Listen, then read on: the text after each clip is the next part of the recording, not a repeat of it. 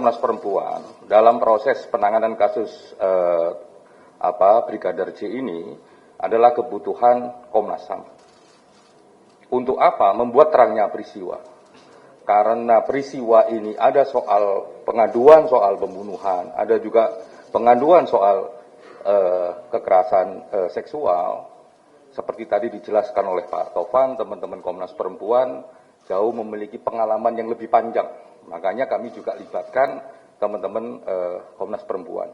Termasuk di kami ada Bu Sandra yang juga punya pengalaman panjang soal kasus-kasus terkait itu.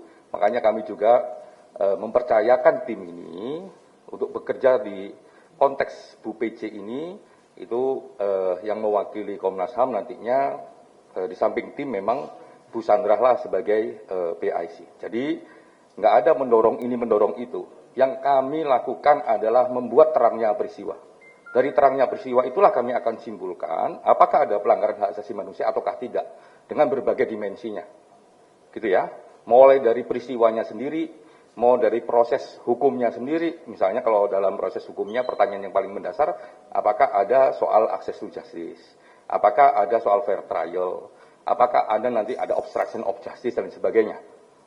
Ini peristiwanya sedang berproses, secara prosedur juga sedang berproses.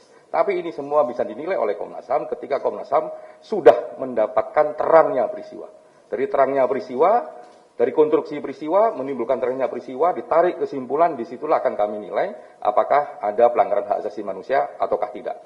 Nah, pelibatan teman-teman Komnas Perempuan dalam dimensi itu.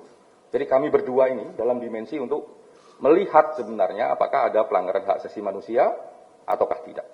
Soal ada proses hukum yang sudah menyatakan ini 338, 340, kami hormatin proses yang ada di kepolisian, di teman-teman penyidik.